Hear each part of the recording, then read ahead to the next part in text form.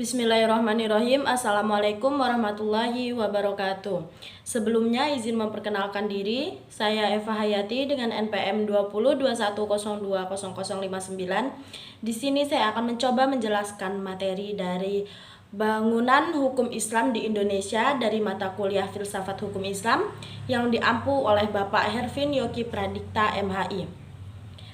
Baiklah, untuk materi yang pertama yaitu tentang Divine Law dan Man-Made Law sebagai teori hukum.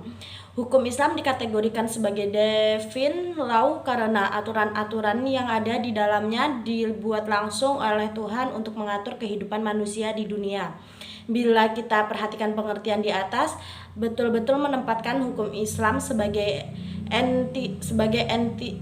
entitas yang murni, yang bersifat top down dan melepaskan aspek-aspek historis sosiologisnya. Sebagaimana yang dapat kita pahami pula dari kutipan di bawah ini, yaitu konsep hukum menurut usul fikih pada dasarnya terletak di atas pandangan bahwa hukum itu bersifat keagamaan. Tetapi sejak periode paling awal sejarah Islam, hukum telah dipandang sebagai keluar dan merupakan bagian dari syariah. Adapun syariah sebagaimana telah dijelaskan adalah pola tingkah laku manusia yang diatur oleh Allah Subhanahu wa taala. Konsep hukum seperti itu sejalan dengan pandangan bahwa hukum itu harus bersumber langsung atau tidak langsung dari wahyu Tuhan, yaitu Al-Qur'an, dan penjelasan dari Nabi Muhammad SAW yang disebut sunnah. Bila kutipan di atas itu dikaitkan dengan politik, maka itulah yang disebut dengan nomokrasi negara Islam. Sifat nomokrasi tersebut adalah negara Islam menunjukkan kepercayaan terhadap supremasi hukum suci yang dimana menjadi sumber otoritas pemerintahan.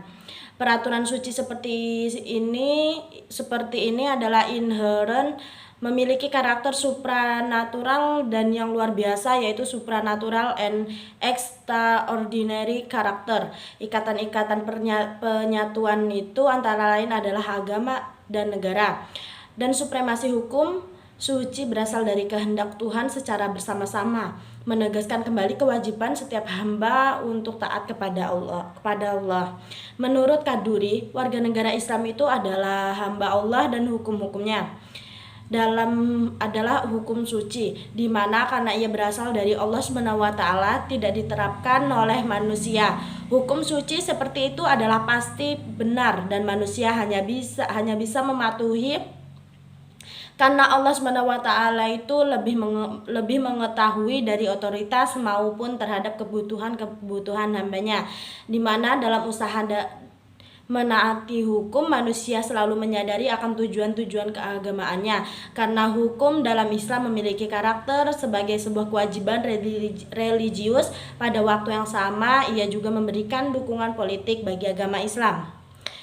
Pada kenyataannya hukum Islam ini adalah perintah Tuhan dan karenanya bersifat mengikat sebagai sebuah cita-cita agama yang berbeda dengan hukum buatan manusia atau man-made law, dan dianggap sebagai fenomena sosial yang tunduk pada kebutuhan manusia dan nilai-nilainya. Karena alasan itulah hukum dalam pandangan pemikir-pemikir muslim pada kenyataannya bukanlah termasuk kajian yang independen dan empiris. Sebagai implikasi dari kedua faktor tersebut, yakni sifat sucinya dan ikatan yang kuat dengan tradisi-tradisi lama, hukum Islam ini berkembang menjadi sebuah hukum yang statis yang bisa dianggap menjadi penghalang bagi terjadinya perubahan. Baik, materi yang selanjutnya yaitu tentang perkembangan hukum Islam di Indonesia. Pada bagian ini kita akan mendiskusikan relevansi epistemologi hukum Islam Indonesia dengan pembangunan hukum Islam Indonesia dengan pembangunan nasional. Di mana sebelum kita lebih lanjut membahas persoalan tersebut, terlebih dahulu sebaiknya mengetahui apa yang dimaksud dengan hukum nasional. Kenapa kita membutuhkan hukum nasional dan bagaimana caranya kita mewujudkan hukum nasional itu. Melalui penjelasan terhadap aspek-aspek ini, kita akan mengetahui relevansi epistemologi hukum Islam dengan membangun hukum nasional. Yang pertama yaitu pembangunan hukum di Indonesia.